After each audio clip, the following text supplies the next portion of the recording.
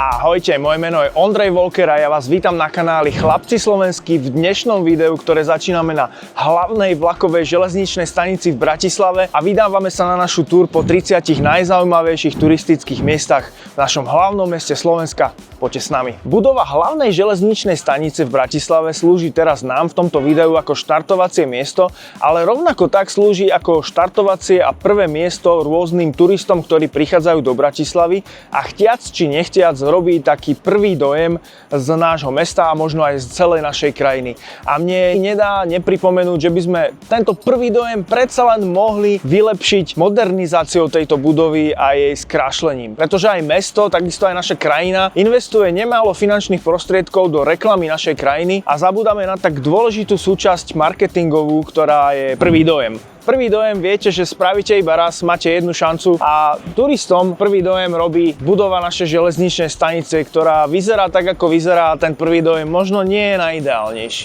V každom prípade, ak by ste sa tu už ocitli, či už ako turista alebo lokálny cestujúci, určite oceníte naše video, ktoré sme na našom kanáli Chlapci slovenskí už publikovali, a to je, ako sa z tejto vlakovej stanice dostanete do centra alebo do iných častí mesta, prípadne aj ako sa dostanete z autobusovej stanice, z letiska Viedeň či z letiska Bratislava. Dopravné múzeum v Bratislave hneď vedľa železničnej stanice, naša položka číslo 1 z nášho zoznamu. Poďte.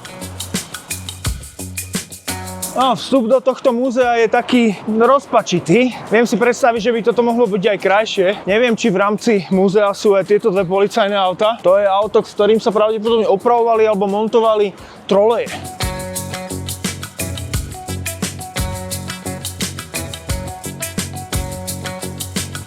Tak, máme aktivovanú Bratislava kartu, môžeme ísť na to. Vstupné do múzea dopravy je tým pádom pre nás zdarma.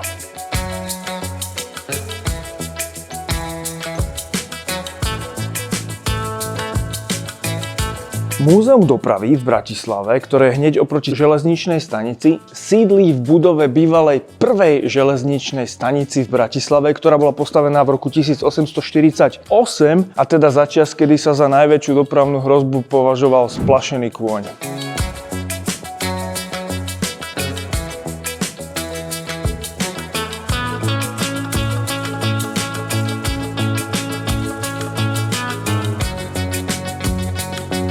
Vystavujú tu naozaj všetky dopravné prostriedky od parnej lokomotívy až po autá starodávne, ktoré majú asi toľko výbavy ako dnešný kolobežkár. Ty kokšo, toto malo byť metro bratislavské, kúkaj.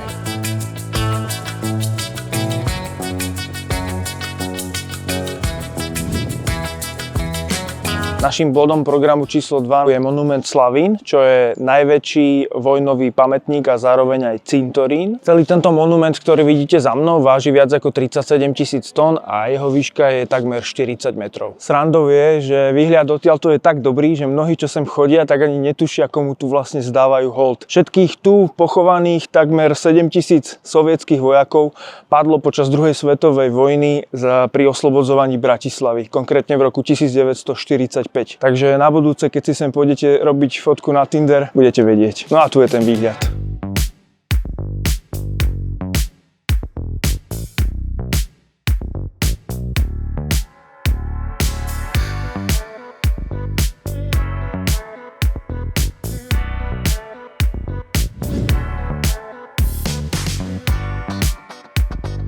Dámy a páni, prezidentský palác, pôvodne letné sídlo grófa Grasalkoviča, čo bol dvorný kancelár Márie Terézie. Preto ho voláme aj Grasalkovičov palác.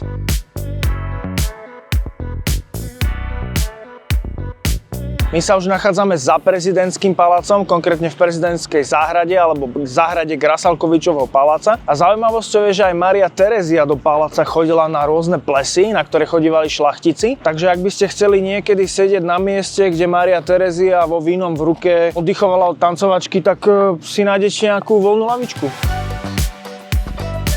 No a o Márii Terézii jeden fun fact, ktorý si neodpustím. Vraj pri korunovácii za Českú kráľovnu, áno dámy a páni, bola kráľovna Uhorska, Rakúska a aj Čiech, tak vraj na tej korunovácii v Prahe mala účes, ktorý stal viac ako ministrov plat. A teraz si zoberte, že v tej dobe neboli žiadne odtužovacie spreje alebo čo. Muselo to držať celú korunováciu až do večera do tancovačky.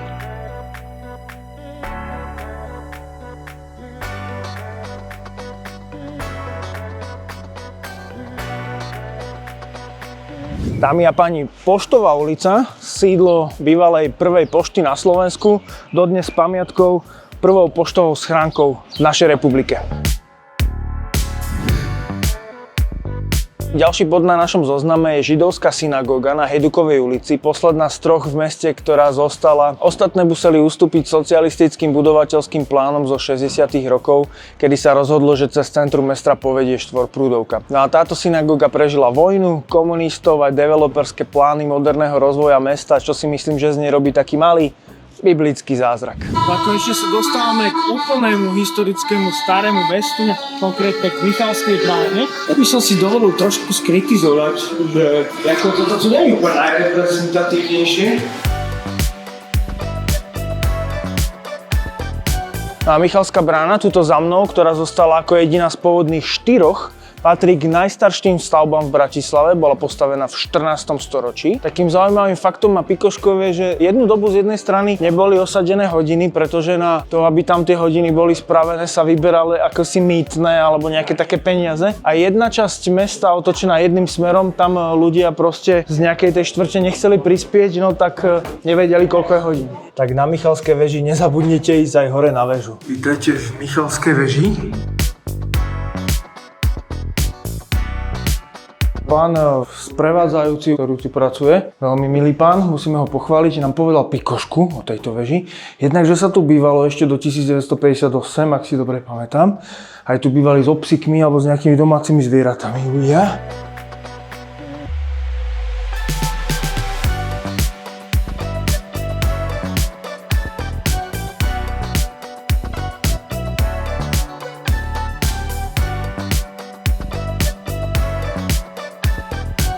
No tak určite odporúčame. Super. Hovorí sa, že kto pod touto bránou prejde, sa ešte do Bratislavy vráti. Otázka je, že či to platí aj na tých ľudí, ktorí prešli cez tieto turistické pasce, ktoré ich za touto bránou čakajú, že áno? Ale my sme natočili video, ktorých minimálne tie turistické pasce v podobe reštaurácií testujeme za vás. Takže si určite pozrite toto video na našom kanáli. Vyskúšali sme, aby ste vy nemuseli. Dámy a páni, ďalšia položka z nášho dnešného zoznamu. Pálfyho palác na Pánskej ulici, jedna elegantná, krásna baroková budova, ktorá kedysi patrila jednému z najvplyvnejších šlachtických rodov, Pálfyovcom, ktorí mimochodom vlastnili aj Bratislavský hrad.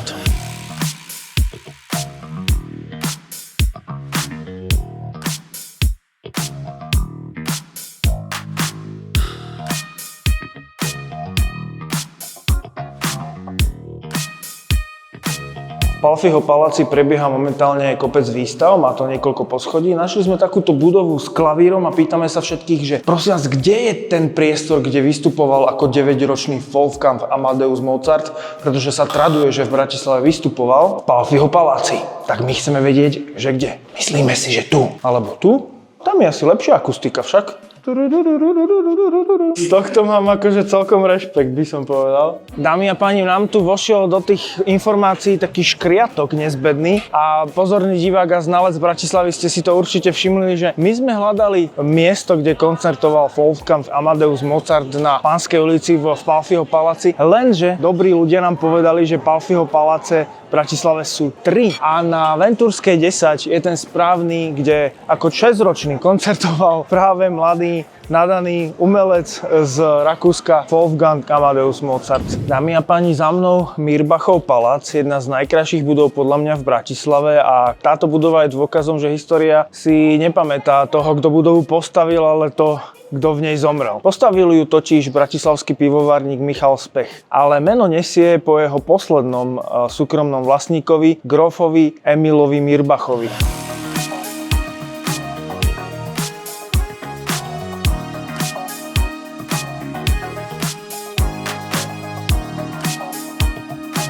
No a Emila Mirbacha zastrelili slovenskí partizáni tesne po oslobodení Bratislavy v 1945. Vraj pre jeho nemecký pôvod a podozrenie z kolaborácie s nacistami.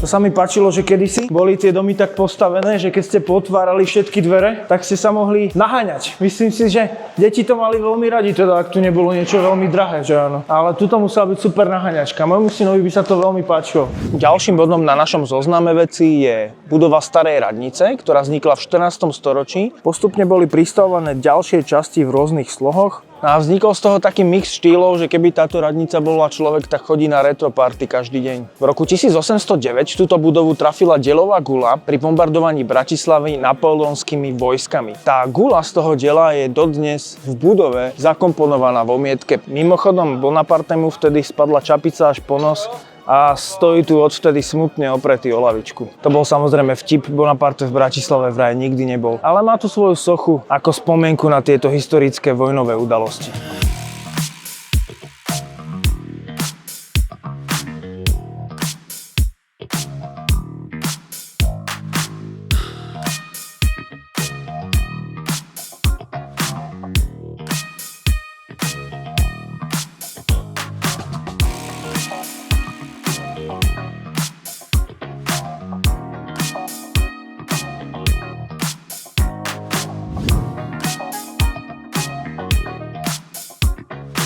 Dámy a páni, ďalší bod nášho programu, Primaciálne námestie, Primaciálny palác, kde je zrkadlová sieň. Poďme sa tam rýchlo pozrieť.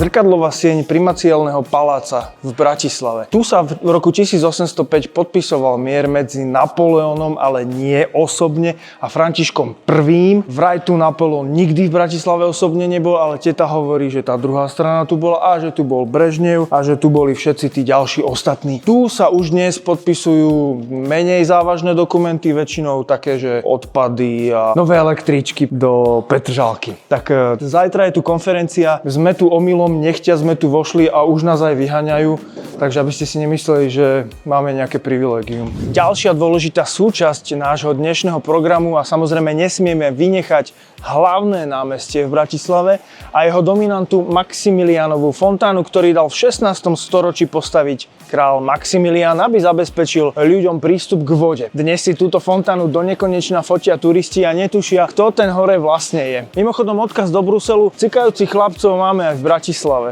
Haha. A v historickom centre Bratislavy sú dve také ikonické sochy. Jednou z nich je Šonenáci. Bol to taký mestský čudák, vraj bezdomovec, ktorý sa denne obliekal do fraku, klobúka, rukavičiek a zdravil dámy v nemčine alebo maďarčine a želal im pekný deň. No a Čumil je robotník z kanála, ktorý oddychuje pri práci a pravdepodobne pritom pozerá ženám pod sukne. Aj keď teda oficiálna verzia mesta hovorí, že pozerá na život z dola. No a pikoška je, že táto socha drží svetový rekord v počte nárazov s automobilom.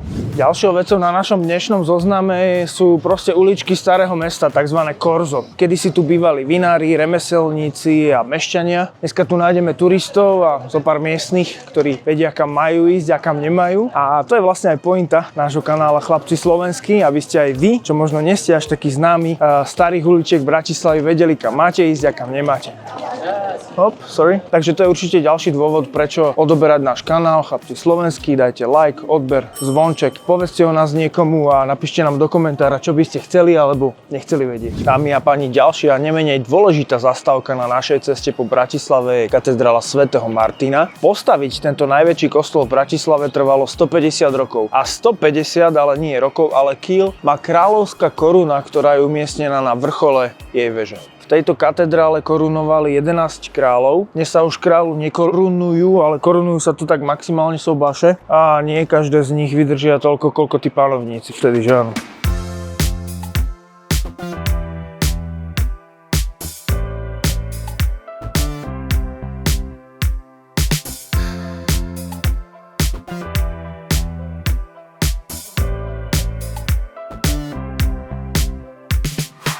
Môžete prispieť veľmi moderným spôsobom. Akceptujeme Bratislava kartu, my sme zase nič neplatili. A na toto som chcel teda poukázať, že vidím prvýkrát v Európe a vôbec ako v nejakom kresťanskom chráme, že by bolo zakázané mať kraťase na sebe. Čo je pre mňa naozaj fascinujúce, pretože ja som prešiel takmer všetky buddhistické a islamské chrámy na svete, takto oblečený, ako teraz ma vidíte, a nikde nebol žiadny problém a prídete do Bratislavy a tu akože nikto mi nič nepovedal, to je druhá vec, ale wow. Jedna veľká zaujímavosť tejto budovy, o ktorej som sa dozvedel, ktorú vedia Bratislavčania, je, že táto budova mala historicky jeden z prvých záchodov. Dneska tam už nie je záchod, ale celkom príznačne je tam kamera. No a nachádzame sa na mestských hradbách, vybudovaných v 13. storočí. Ťahali sa okolo celého starého mesta, čiže až po tú Michalskú bránu a tak ďalej, boli súčasťou mestského opevnenia. A je odtiaľto celkom pekný výhľad. No a keď pôjdete potom od domu svätého Martina, touto úzkou uličkou, smerom od domu svätého Martina pôjdete po Kapitulskej ulici, ktorá si zachovala taký svoj tichý ráz, ako keby nie je tu žiadny ruch, nie sú tu žiadne obchody, nie sú tu žiadne ponúkané služby. Kedysi táto ulica bola dokonca uzavretá a strážili ju stráže, mestské stráže. No a je pomenovaná podľa kapituly, teda podľa cirkevnej rady, ktorá tu kedysi sídlila. Je mimoriadne úzka, taká, povedal by som, má takú zvláštnu atmosféru, ako keby ste neboli vôbec v centre mesta. Pritom ste jednu uličku od Sedlárskej ulice alebo Michalskej, tuto, keď prejdete tým podchodom, kde často hrávajú rôzni pouliční umelci. Tak ako Čumil drží svetový rekord toho, koľkokrát do ňoho vrazili autom, tak pravdepodobne aj tento roh tohto výklenku drží nejaký rekord, už toho niekomu nedalo a dal tu nejakú odrazku. Dámy a páni, Múzeum hodín, teraz už zatvorené, ale čo je na tom zaujímavé, je, že nachádza sa v budove u Dobrého pastiera v jednom z najúžších domov v celej Bratislave. Tento dom je tak malý a úzučký, že vyzerá ako keby bol postavený iba aby vyplnil tento úzky priestor. No a vnútri nájdete expozíciu starých väžových, slnečných a vreckových hodín ako dôkaz, že aj v minulosti ľudia možno síce meškali, ale chceli byť pritom štýloví.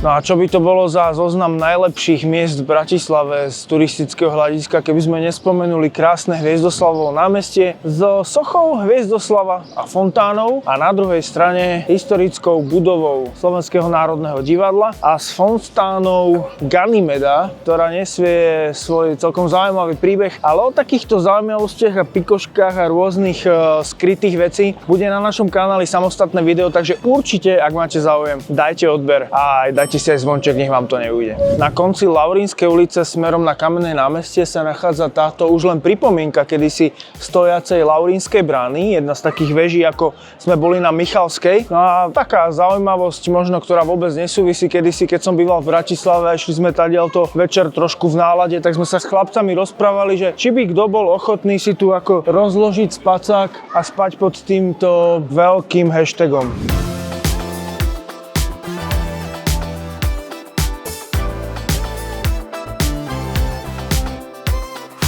Takže nachádzame sa na námestí SNP, kde sa nachádza budova starej tržnice, postavená v roku 1910 ako moderná tržnica s kovovou konštrukciou. Postupne v čase bola táto budova používaná na rôzne účely, ktoré sa menili v čase. Dnes je to miesto rôznych výstav, konajú sa tam aj farmárske trhy, konferencie a rôzne kultúrne udalosti, dokonca aj koncerty. A ako vidíte, pred tržnicou to žije, sú tu rôzne pivárne, terasky, ľudia sedia a užívajú život.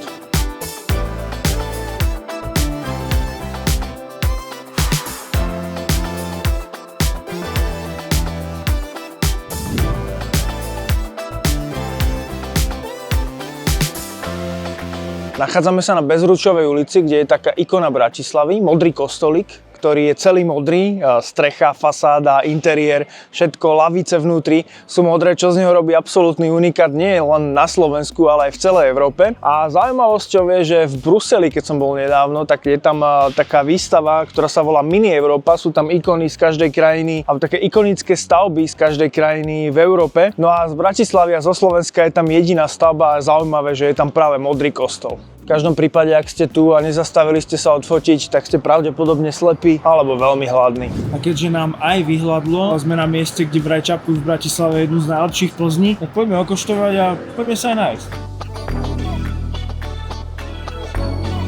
Takže vraj jeden z dvoch podnikov, kde sa nemusíte hanbiť zobrať Čecha, alebo Plzeňáka, alebo Pražáka na pivo v Bratislave. Test Ondrejov. Prešlo to. Je to v poriadku.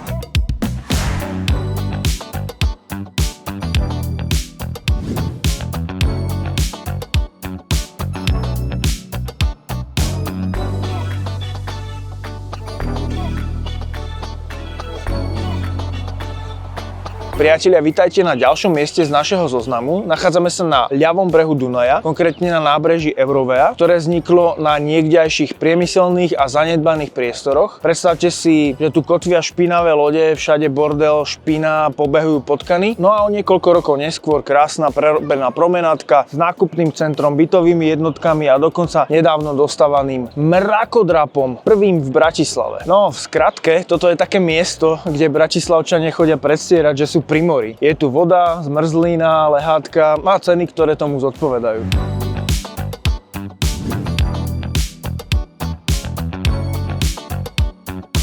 Nachádzame sa na tomto zaujímavom moste, ktorý je najstarší bratislavský most. Bratislavčania ho volajú Starý most. Bol postavený pôvodne v roku 1891 ako most Františka Jozefa. Tento most bol počas druhej svetovej vojny zničený a provizorne opravený Sovietmi, preto sa dlho volal most Červenej armády. V rokoch 2013 až 2015 bol most úplne zrekonštruovaný, možno by sa dalo povedať až postavený na novo. Celá táto konštrukcia bola úplne vymenená a zostali iba kamenné piliere, ktoré boli aj tie zrekonštruované a na nich postavili novú konštrukciu, ktorá vyzerá takto, ako teraz sa pozeráte. No a po zrekonštruovaní tu chodia aj električky, čo dovtedy nebolo možné. Zaujímavým faktom je, že vlastne vďaka kompletnej rekonštrukcii je vlastne tento most najnovší, aj keď sa volá starý. A ten, ktorý volajú nový most, teda most SNP, je vlastne najstarší. Čiže vzniká tu taký ako trošku konflikt názvov, že najstarší most je najnovší a najnovší most najstarší a karty by mohol ešte zamiešať most Apollo, ktorý je vlastne zo všetkých mostov najnovší, ale nevolá sa ani nový, ani starý.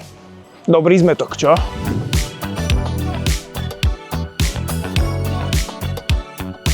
Neoddeliteľnou súčasťou tohto zoznamu je určite Bratislavský hrad, ktorý je jazda najväčšia dominanta a symbol mesta Bratislava. Zaujímavosťou je, že začias Rakúska-Uhorska slúžil ako úložisko korunovačných klenotov. No a ďalším zaujímavým faktom je, že v roku 1811 kompletne vyhorel a bol zničený na viac ako 100 rokov. Zapálili ho vraj dvaja rakúski opití vojaci.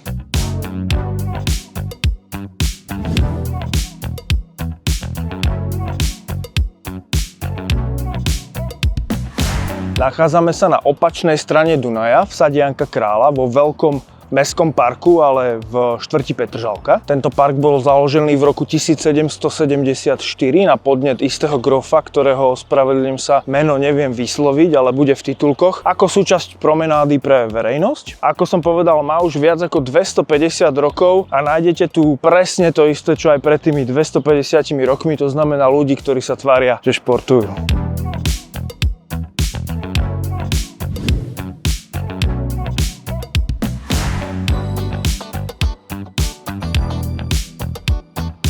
Dámy a páni, našu prehliadku v meste Bratislavy a tých najlepších miest v centre ukončujeme tu na Ufe, čo je taká absolútna symbolika, obrovská dominanta mesta. Možno by sme mohli polemizovať nad tým, či nie je väčšia ako samotný hrad za nami. Ak náhodou neviete, tak ide o vyhliadkovú väžu a reštauráciu zároveň na pilieri mosta SNP. A z konštrukčného hľadiska ide o najväčšiu asymetrickú zavesenú konštrukciu bez podpery na svete. Táto vyhliadka je vo výške 95 metrov a výťah vás sem vyvezie za 45 sekúnd. Takže keď pôjdete na budúce po moste, uvedomte si, že práve nad vami visí ťažký kovový disk plný turistov a kávových dezertov. Bratislava vie ísť proste na hranu. Takže ja by som sa chcel na tomto mieste s vami rozlúčiť, poďakovať sa za dopozeranie, dajte like, odber, zvonček, podobné videá už každú nedeľu na tomto kanáli Chlapci slovenskí. Veľmi pekne ďakujeme za podporu. No a samozrejme rád by som dodal, že stále hľadám parťaka, konkrétne kameramana do projektu Chlapci slovenskí, takže ak máte záujem, ak ste radi za kamerou a ešte k tomu by ste mohli aj strihať, tak sa mi prosím ozvite na e-mailovú adresu ondrejvolker@gmail.com. Toto bol Ondrej Volker. Ahojte.